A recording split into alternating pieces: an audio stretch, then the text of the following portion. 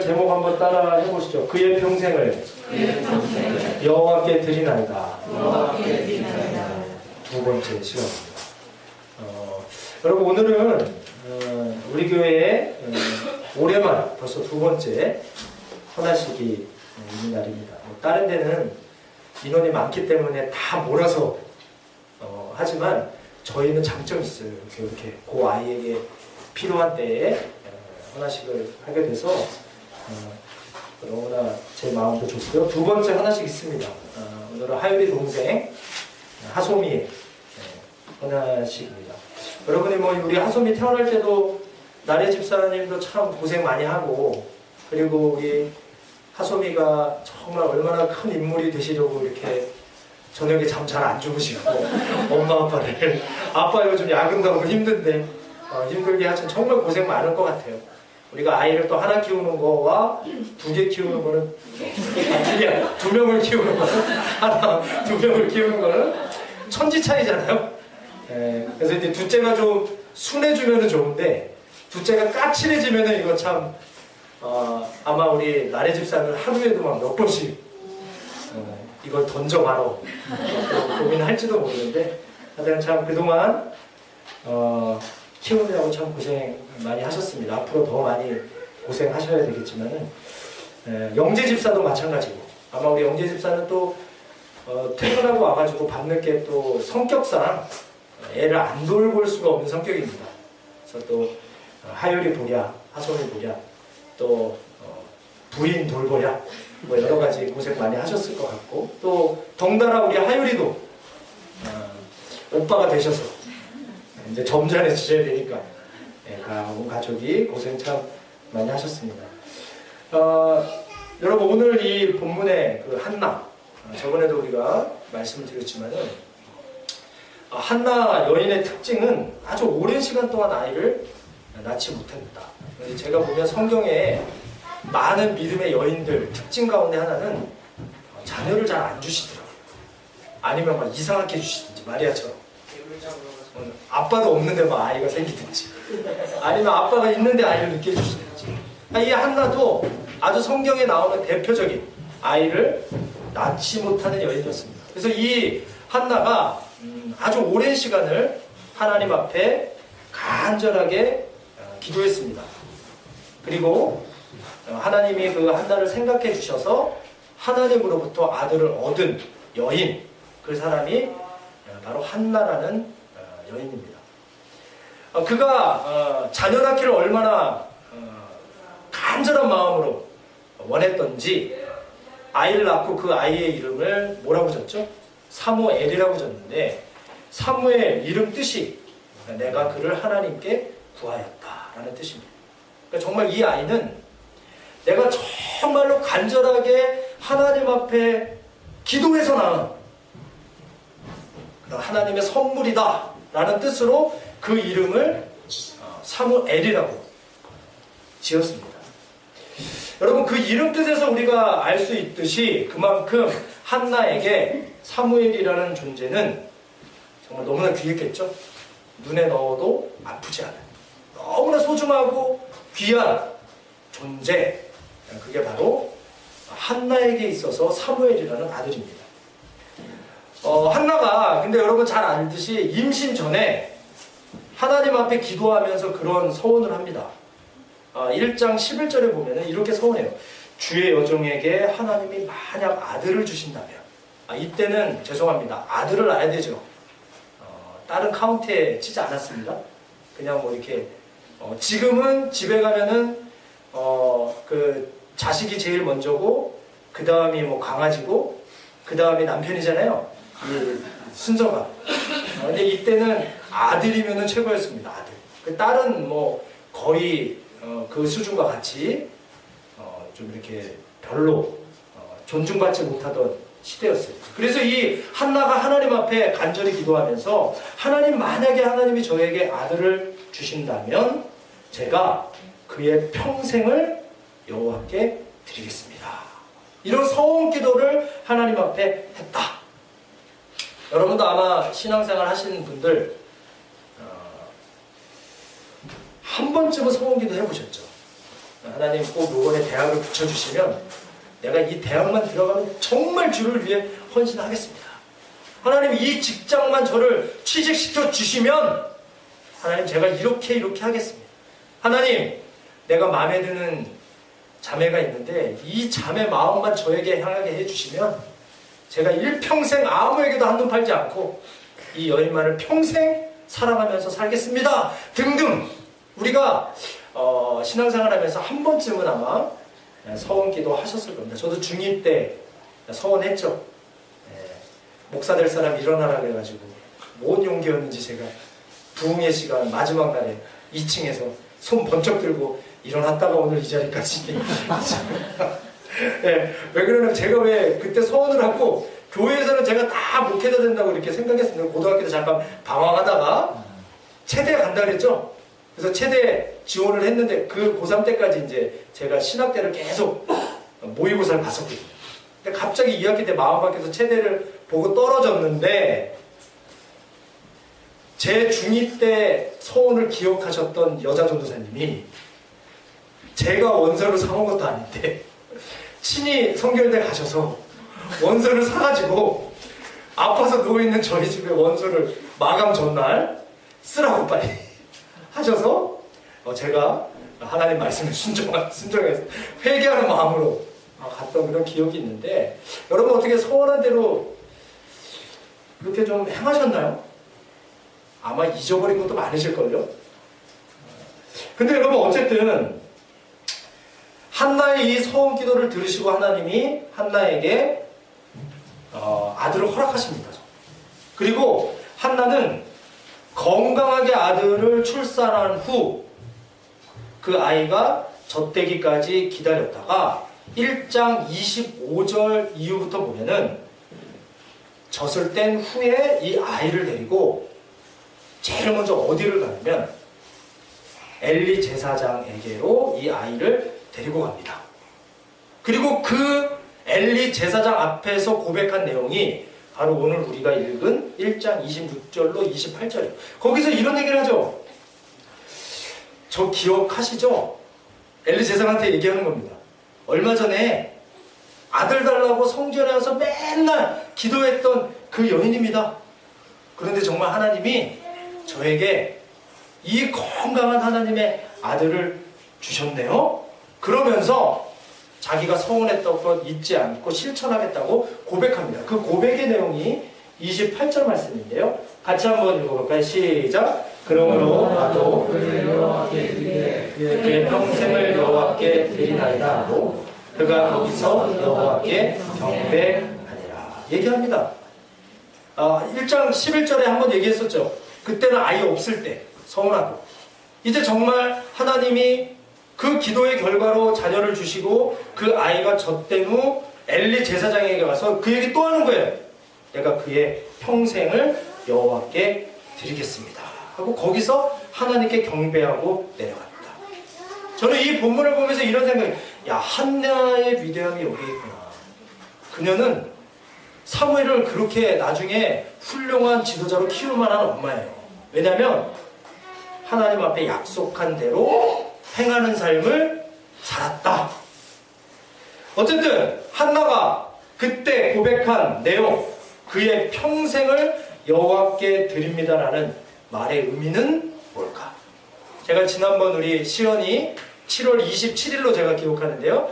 시연이 헌화식 때 이미 그의 평생을 여호와께 드립니다라는 고백의 첫 번째 의미에 대해서 말씀을 드렸습니다. 네, 기억 못하시죠? 네, 정상이죠. 지극히 정상이에요.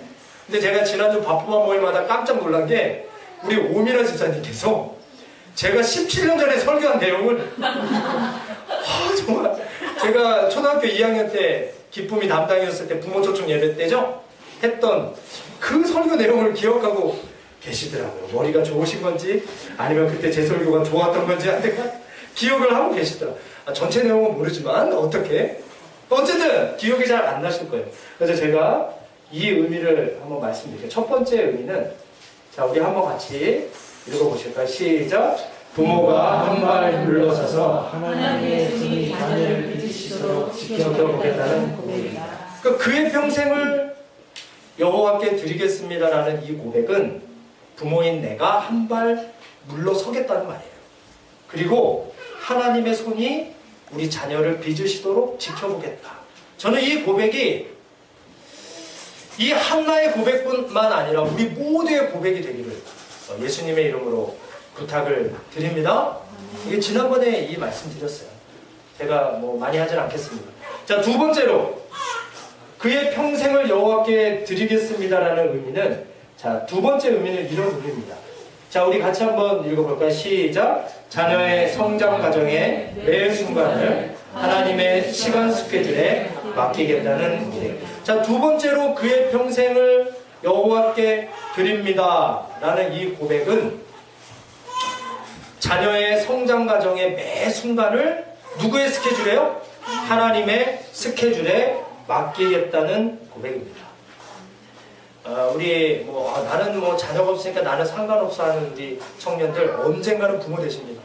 잘 기억해 두셨다가 정말 아이가 있을 때 당황하지 말고 이렇게 하나님께 우리 자녀의 매 순간을 하나님의 시간 스케줄에 맡길 줄 아는 그런 부모가 되도록 지금부터 준비하시면 좋을 것 같아요. 여러분, 그 동물은요, 여러분 동물의 왕국이나 이런 데를 보시면 동물은 태어난 지 얼마 되지 않아도 신기한 건 뭐냐면 그냥 서서 돌아다녀요. 그렇죠? 그냥 이렇게 태어나면은 어미가 혀로 몇 번 핥아주면은 그냥 이렇게 비틀비틀 거리다가도 이 동물들은 그냥 서서 자기 혼자 잘 돌아다닙니다. 그러나 하나님께서는 특이한 거 뭐냐면 사람만은 이 동물들과 같이 만들지 않으셨어요. 사람은 유아기 있죠? 아동기라는 아동기가 있죠? 또 그 다음에 청소년기가 있죠? 청년기가 있죠? 장년기. 이런 일정한 시기를 하나님은 우리 인간이 거치도록 특별하게 만드셨어요. 거기에는 다 이유가 있다고 말합니다. 여러분, 왜 그랬을까? 저도 이제 자식을 키우다 보니까 이런 생각해요. 그냥 동물처럼 우리 애도 그냥 태어나자마자 엄마 아빠가 목욕 한번 딱 시켜주면은 혼자 알아서 우유 타먹고 기저귀 갈고 잘 시간 되면 가서 들어가 자고 이러면 너무나 좋을 것 같은데 왜 하나님은 우리 인간만큼은 이렇게 힘들게 각 시기를 다 거치게 만드셨을까? 여러분, 그런데 하나님께서 이렇게 각각 시기를 만드신 이유는 다른 것이 아니라 이것입니다. 어린이 때, 그리고 청소년 때, 그리고 청년 때, 아니면 결혼해서, 그리고 결혼해서 아기를 낳고 만날 수 있는 하나님의 만지심이 각각 다르기 때문에 그때마다 만나야 될 하나님의 만지심이 있거든요. 아기 때 경험할 수 있는, 어린이 때 경험할 수 있는, 청소년기에 경험할 수 있는, 청년기에, 장년기에 결혼해서 경험할 수 있는 하나님이 각각 다르기 때문에 하나님이 여러 시기를 만났어요. 그 시기를 거치면서 나를 좀 많이 느껴봐. 여러분 그렇잖아요. 여러분도 그렇잖아요. 어린이 때 느꼈던 정말 그 하나님과 그 방황기였던 사춘기를 겪으면서 만난 하나님, 그리고 청년 때 직장을 고민하고 진로를 고민하면서 만났던 하나님, 결혼해서 남편과 지지고 볶고 싸우면서 경험했던 하나님, 아기를 키우면서 정말 눈물 쏙 빼게 고생하면서 만났던 하나님이 각각 다르잖아요. 그래서 하나님은 요 시기 때마다 각각 만날 하나님의 만지심이 다르고, 또 그 시기마다 느끼는 느낌이 다르고, 또 그 시기마다 생각해야 되는 것들이 다 다르고, 그리고 그 시기에만 얻을 수 있는 것들이 분명히 있기 때문에 일정한 시기를 이렇게 거치게 하신다는 거예요. 여러분들 여기 중에 그 영화를 보신 분 많겠지만 저도 얼마 전에 인터스텔라 영화를 봤습니다.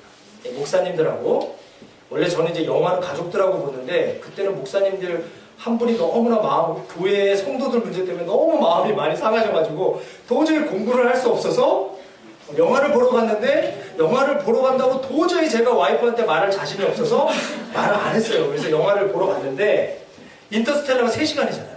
근데 1시간쯤 지났는데 또 어떻게 알았는지 와이프한테 전화가 왔어요. 영화를 보는데 전화가 계속 오더라고요. 풍전하죠. 나가서 이제 전화를 받았는데 뭐 이렇게 제가 빨리 그 자동차 뭐를 끊어줘야 돼. 아, 그때 우리 드림 코칭 아이들 이제 학원 가는 그거 서류 때문에 마감날이라. 그래서 제가 밖에서 한 30분 넘게 그 영화를 못 보고 30분 넘게 통화를 하고 딱 들어갔는데 분명히 내가 그 자리로 들어갔는데 옆에 사람이 다른 거예요. 그리고 인터스텔라 화면을 봤더니 처음 장면이더라고요. 그래서 이게 뭔가 무슨 현상인가 봤더니 다른 관에 제가 당황해가지고 또 나와서 제 원래 영화관을 찾아가서 이렇게 딱 들어가서 앉았는데, 그러고 이제 영화를 나머지를 쫙 봤거든요. 그랬더니 무슨 내용인지 알아도 모르겠다. 이 인터스텔라가 어려운 내용이잖아요. 그래서 제가 나중에 가족들하고 한 번 더 봤죠. 아이맥스로. 그걸 이제 처음부터 끝까지 영화를 쫙 끊어지지 않고 이렇게 중간 쉬지 않고 쭉 봤더니 대충 이런 내용이구나 라는 것이 좀 이해가 돼요. 책을 볼 때도 마찬가지예요. 책도 이렇게 보다가 중간에 한번 졸다가 보면은 몇 장 넘어가 있는 내용은 뭔지 모르겠고 그런 경우가 많이 있죠. 여러분, 자녀들도 보면은 부모인 우리들이 너무 자기 뜻대로 밀어붙여서 바쁘게 살게 만들어요. 그냥 그 시기마다 겪을 게 있거든요. 얘네들이 고민할 문제들이 있는데 그냥 공부하는 데만 정신 팔리게 만들어 버리잖아요. 그러면 우리 자녀가 그때그때 그 시기마다 생각해야 될 것들, 그리고 그 시기마다 얻을 수 있는 것들을 놓치게 될 수 있어요. 그래서 어릴 때는 우리 부모님이 많이 놀아주셔야죠. 제가 아이들한테 물어보니까 맛있는 거 사주고 좋은 데 놀러 가는 거 원하는 게 아니고 아빠랑 놀이터 가서 미끄럼 타는 거 기억해요. 아이들은 개념 없어요. 꼭 돈 많이 드는 게 아니더라고요. 놀이터 가서 미끄럼 타준대요. 바보같이 그냥 같이 타주고. 아이 때, 청소년 시기, 그때마다 아이들이 얻을 수 있는 게 있는데 너무 부모님의 생각대로만 몰아붙이고 그 시기에 공부 쪽으로만 몰아붙이면 얻을 수 있는 것을 놓치게 됩니다. 그러면 나중에 건강한 인격이 형성되기 힘들 수 있다는 거 여러분 기억하십시오. 그래서 요즘 여러분 주변에 보면은 몸은 어른이에요. 그런데 인격은 어린아이와 같은, 요거를 이제 우리가 피터팬 증후군이라고 하잖아요. 몸은 어른이야. 근데 생각은, 인격은, 하는 행동은 어린아이와 같은 사람들이 점점 늘어납니다. 근데 평소 때는요 티가 나지 않아요. 그런데 요 피터팬 증후군에 걸린 사람이 여자친구, 남자친구가 생기잖아요. 그럼 나타나요. 애가 나와요, 자꾸. 사람들과 교제하면 나와요. 결혼을 하면 튀어나옵니다. 아이를 낳아서 키우다 보면은 자기 안에 자기도 모르는 숨어있는 아직 덜 자란 거예요. 그때 시기에 겪고 생각해야 될 것들, 얻어야 될 것들을 충분히 경험을 하지 못했기 때문에 그것이 결혼해서 아이를 낳으면 그것들이 나도 모르게 튀어나온다. 그래서 우리 지연자매님이 얼마 전에 카스에 올린 모랄 그거 있죠? 모랄 법칙에서 이게 욕이라죠. 그 있죠? 모랄로 알겠죠? 그게 이제 인간은 살면서 이만큼 다 쏟아내야 된다는데 요게 쏟아놓을 시기를 놓치면은 결혼해서 다 쏟아놓든 애한테 다 쏟아놓든 그 법칙이 있다고 하더라고요. 그래서 만약에 우리가 그때 그 시기를 놓쳐버리면 나중에 인격이 덜 형성된 사람으로 자랄 경우가 많이 있습니다. 학교 성적에 너무 성적을 내는 게 중요하다 보니 청소년 때 민감한 문제 있죠. 이성의 문제. 그거 부모님이 얘기해 주셔야죠.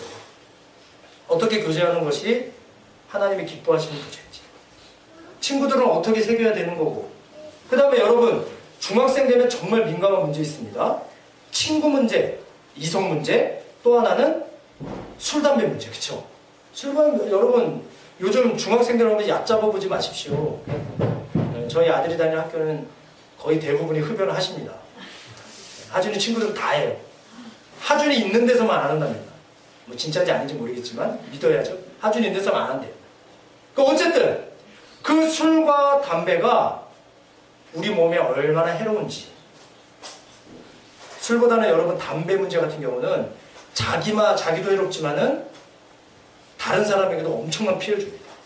그런 것들을 우리가 좀 이렇게 인터넷 같은 데 자료를 찾아보셔가지고 잘 설명해 주실 필요가 있죠. 공부보다 더 중요할 수 있어요. 아니면 성공과 진짜 너의 인생의 성공이라는 것이 무엇인지 뭐 이런 것들에 대해서 우리가 설명을 안 해줘요. 그냥 대충 넘깁니다. 귀찮아요. 저 물어보면 에이 그러면서 그냥 귀찮아하면 상관없는데 그러면서 이렇게 얘기합니다. 야야야 그거 어른 되면 다 할 수 있어. 여러분 어른이면 그거 다 할 수 있는 겁니까? 그렇게 얘기해요. 귀찮으니까. 야 어른 되면 얼마든지 다 한다. 그리고 이렇게 또 얘기하죠. 네가 공부 잘해서 성공만 해봐라. 죄송합니다. 여자가 한 트럭은 줄을 서. 진짜 공부 잘하면 여자가 그렇게 한 트럭으로 줄을 서나요? 그렇게 그냥 귀찮으니까 얘기해버리는 거예요. 아니면 일단 출세만 하고 봐라. 진짜 출세만 하고 봤더니 인격이 안 자라가지고 학생들 건드리는 거죠. 그 얼마 전에 교수님도 문제 되셨잖아요. 그런 거예요. 출세를 했어요. 출세하라니까. 성공하라니까. 그런데 성공해서 출세해서 그 다음에 어떻게 해야 되는지에 대해서는 모르잖아요. 그러니까 그 가진 권력, 가진 힘으로 약자들을 괴롭히는 그런 일을 한다고요. 근데 우리가 부모들이 아무 생각 없이 잘못된 말들을 생각 없이 하는 경우가 많이 있습니다. 여러분 그러나 하나님의 시간 스케줄에 자녀의 삶을 맡기고 사는 부모라면 어릴 때부터 왜 술과 담배가 몸에 해로운지 얘기해 주셔야죠. 또 하나님이 원하시는 성경적인 결혼관은 뭔지, 이성 교제는 어떻게 해야 되는 건지, 아니면 하나님이 보시는 성공은 뭔지, 그냥 이게 뭐 꼭 세미나를 할 필요가 없이 항상 얘기할 수 있잖아. 공부할 때 공부하라고 하면서 얘기할 수도 있고, 이성에 대해서 얘기하면서 얘기할 수도 있고, 이런 것들에 대해서 설명해 주셔야죠. 그때그때 우리 아이들이 고민하는 문제를 차근차근 이해되도록 설명해 주는 것이 필요하다고 생각합니다. 그 사람이 정말 하나님의 스케줄에 내 자녀의 매 순간의 성장 과정을 맡기는 거예요. 그 마음을 가르쳐 주는 거죠. 여러분 부모님들이 실수하는 것 중에 하나는 이것입니다. 저도 마찬가지인데요. 너무 자녀들의 먼 미래에만 관심이 있다는 거예요. 내가 뭐 의사가 돼야 돼. 판사가 돼야 돼. 뭐가 돼야 돼. 먼 미래에만 관심이 있어요. 그러나 지금 현재 자녀들의 시기에 만나야 될 하나님에는 관심이 없습니다. 그리고 지금 얻어야 될 많은 것들에 관심을 가질 수 있는 좀 부모가 됐으면 좋겠다. 그래서 우리가 매 순간 자녀들을 좀 축복하고 기뻐해주고, 그게 잘 안 되죠. 또 하나님께서 그분의 스케줄에 맞춰 정확하게 우리 자녀를 인도해 주실 것을 믿고 사는 것이 곧 아이의 평생을 하나님께 드리고 사는 크리스천 부모라고 생각합니다. 그래서 저도 이제 아이들을 키우다 보니까 사실요, 이건 이상이죠. 그렇게 우리 아이들 키우기 쉽지 않습니다. 왜냐면 우리 아이들에게 욕심이 있거든요. 부모로서의 욕심이 있어요. 그리고 욕심은 좀 괜찮아요. 근데 자꾸 짜증나요. 이유 없이 짜증나요. 화가 나요. 그래서 공동체가 필요합니다. 여러분 그래서 자녀는 교회가 책임져야 돼요. 다음 세대는 교회가 책임져야 됩니다. 우리 서로가 부모가 돼가지고 제가 하준이 준에게 할 수 없는 얘기를 여러분들 해줄 수 있죠. 민서에게 우리 심현진 집사님이 할 수 없는 얘기를 우리가 하면 먹혀요. 그렇게 우리 서로가 공동체가 부모가 돼서 우리 아이들이 그 시기에 만날 하나님, 그 시기에 생각해야 될 것들을 관심을 가지고 기도해주면서 인도해주는 역할을 해주면 얼마나 좋을까. 여러분 그래서 두 번째, 그의 평생을 여호와께 맡긴다는 얘기는 바로 우리 자녀들의 매 순간 성장 과정을 하나님의 시간 스케줄에 맞춘다는 얘기입니다. 마지막 세 번째로 그의 평생을 여호와께 드리나이다라는 얘기 조금 긴데요. 조금 깁니다. 우리 한번 같이 읽어볼까요? 시작. 우리 자녀가 하나님의 생각을 하고 하나님의 법대로 살고 하나님이 주신 재능대로 하나님이 원하시는 곳에서 하나님이 명하시는 일을 하나님의 시간에 하도록 도와주는 역할을 하겠다는 고백입니다. 다 줄여서 이겁니다. 하나님이 원하시는 대로 살도록 도와주는 역할을 하겠다는 고백. 여러분, 이 말은요, 그냥 자녀를 방치하고 내버려 둔다는 말이 아닙니다. 이 말은 내 자녀가 어려서부터 하나님을 사랑하는 사람으로 양육하겠다고 고백하는 거예요. 그 아이가 아직 내 통제를 받고 내 손 안에 있을 때 하나님을 사랑할 수 있는 사람으로 길러줘서 주 안에서 책임 있는 자유인으로 스스로 살게 놓아준다.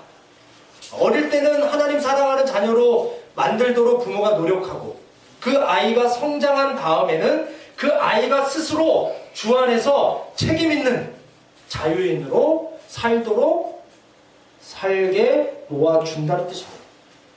여러분, 그래서요, 아주 중요한 것 중에 하나는 뭐냐면, 크리스찬 부모들의 고민은 우리 아이가 왜 내 뜻대로 따라오지 않을까가 아니에요. 그거는 크리스찬 부모가 해야 될 고백이 아니에요. 저도 그 부분을 많이 하나님 앞에 회개합니다. 이놈 쉽게 그냥 이 바지 입으라면 이 바지 입고, 이거 먹으라면 이거 먹고, 이 수건 쓰라면 이거 쓰고, 이 시간에 자라면 자야 되는데. 여러분, 크리스찬의 고민은 그거 아닙니다. 내 아이가 내 뜻대로 하지 않는 것, 우리 아이가 왜 내 뜻대로 잘 따라오지 않을까가 아니라, 크리스찬 부모들의 고민은 이게 돼야 돼요. 과연 하나님이 내 아이를 통해 이루고자 하는 뜻을 내가 잘 이해하고 있는가? 이게 고민이에요. 내가 정말 하나님이 내 아이를 통해 이루시고자 하는 그 뜻을 정말 내가 잘 이해하고 있는가? 이것이 우리 크리스찬 부모들의 고민이 되어야 됩니다. 물론 우리 부모님들이 우리 자녀들의 앞날을 위해서 많이 기도하시겠지만, 자녀들을 위해 기도할 때도 마찬가지입니다. 아이의 평생을 하나님께 드리는 그 고백을 하는 부모는 어떻게 주님 앞에 기도해야 되냐면, 하나님께 자녀를 위한 소원을 말하기보다, 하나님 이렇게 해주세요, 우리 자녀가 이렇게 성장하게 해주시고 이런 사람이 되게 해주시고, 이렇게 하나님 앞에 자기의 소원을 말하기보다 하나님께서 어떻게 내 자녀를 기르시기 원하시는가를 듣는 시간을 더 많이 가져야 됩니다. 그게 너무나 중요해요. 그래서 우리 지난주 반포마 모임 때 우리가 묵상 기도에 대해서 함께 나눴는데요, 우리 부모님들이 자녀의 앞길을 놓고 기도할 때는 이 기도 하셔야 돼요. 하나님, 우리 준이가 정말 훌륭한 사람이 되게 해주세요. 우리 마음이가 정말 세계적인 성악가가 되게 해주십시오. 하나님, 우리 하준이, 예준이가 정말 이 세상에 하나도 없는, 10년 전에 제가 막 고백, 하버드 대학교 가게 해주세요. 이런 기도 할 게 아니고, 우리가 기도할 것은 뭐냐면 하나님 앞에 머무는 거예요. 하나님, 제 아이를 어떻게 키우기 원하십니까? 하나님 좀 말씀 좀 해주세요. 주님 앞에 머물면서 그 아이를 향한 하나님의 마음을 내가 알기 위해서 조용히 머무르는 묵상의 기도를 많이 드려야 됩니다. 여러분, 묵상 기도 하다 보면요, 하나님에 대해서 묵상하고 하나님의 뜻을 기다리고 하나님의 음성을 내가 잠잠히 기다리다 보면 희한한 건 뭐냐면은, 내가 막 통성으로 기도하는 것보다 더 많은 삶의 부분들이 정리가 됩니다. 그리고 하나님의 더 많은 뜻들을 알게 돼요. 내 부족함을 깨닫고 하나님의 마음이 무엇인지를 그 묵상 기도를 통해 깨닫게 된다는 거예요. 그래서 정말 아이의 평생을 주님께 드린다고 고백하는 크리스찬 부모라면, 주님 앞에 자기의 소원을 말하는 기도보다 하나님의 마음을 듣는 기도를 더 많이 해야 합니다. 여러분, 우리 부모가 이렇게 하나님의 음성에 늘 귀를 기울이면서 내 자녀의 말과 행동, 그리고 아이들이 인생에서 일어나는 그 사건들을 주의 깊게 관찰하고, 하나님이 우리 자녀에게 주신 달란트를 통해 정말 하나님께 영광 돌리면서 하는 사람으로 만드는 것을 우선순위에 두고 자녀를 양육할 때, 하나님께서 우리 자녀의 인생도 책임져 주실 줄로 믿습니다. 여러분, 물론 그래요. 우리가 우리 자녀들을 볼 때 답답해요. 커서 뭐가 될지도 걱정됩니다. 그래서 우리는 잔소리 많이 하죠. 그것 때문에 답답하니까, 뭐가 될지 모르니까. 여러분, 그러나 우리가 꼭 잊지 말아야 될 것은, 하나님은 우리 자녀들을 통해 이 땅에서 하시고자 하는 특별한 계획, 특별한 소망이 분명히 있으시기 때문에 그 아이를 이 땅에 태어나게 하셨다는 거예요.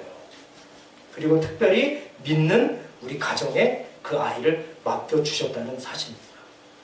여러분, 그렇기 때문에 우리 부모의 책임은 뭐냐? 자녀가 내 소유가 아니라 하나님의 것임을 먼저 인정하십시오. 하나님의 것입니다. 그렇죠? 내 거 아닙니다. 하나님의 것임을 인정하고 하나님의 선물인 자녀를 잘 돌보고 양육하는 청지기로 내가 살면서 그들에게 허락한 하나님의 소원과 계획이 무엇인지 좀 자세히 관찰하고 그것을 발견하고 그것들을 하나님 나라를 위해서 적극적으로 사용하도록 양육하고 지도해 주는 것, 이것이 바로 부모의 책임이죠. 결론의 말씀을 드리겠습니다. 오늘 본문의 한나는 정말 어렵게 얻은 자녀인 사무엘을 온전히 하나님께 맡깁니다. 하나님의 뜻대로 길러주시도록 모든 권한을 하나님께 드렸어요. 여러분, 그 결과가 어떻게 됩니까? 그 결과 하나님께서는 그분의 뜻과 계획대로 사무엘을 당대 위대한 지도자로 세워주셨습니다. 여러분, 오늘 이 시간 물론 하소미의 부모님뿐만 아니라 이곳에 자녀를 두신, 그리고 또 앞으로 결혼해서 자녀를 가진 우리 모든 성도들 모두 내 욕심, 내 고집대로 자녀를 키우는 것을 포기하고 우리 자녀들의 인생을 확실히 책임지실 하나님께 우리 자녀들의 평생을 맡겨드려는 결단이 있었으면 좋겠습니다. 할렐루야. 여러분, 오늘날 우리 사회는 빠르게 변하고 있어요. 우리 자녀들이 처한 환경은 우리 부모님들의 세대보다 훨씬 달라져 있습니다. 앞으로 더 어떻게 예측할 수 없을 정도로 많은 부분이 달라질 거예요. 세상의 교육제도는 3년이 멀다 하고 새롭게 바뀌어서 정말 우리 부모는 어떻게 우리 자녀를 가르쳐야 할지 미궁에 빠질 때가 많이 있습니다. 여러분, 그러므로 역사의 주관자이시고 미래의 주인이신 하나님께 우리 자녀의 평생을 맡기고 날마다 하나님을 의지하고 기도함을 통해서 하나님께서 주시는 지혜로 자녀의 앞길과 방향을 결정하는 겸손과 여유가 있는 믿음의 성도가 되시기를 예수님의 이름으로 부탁을 드립니다.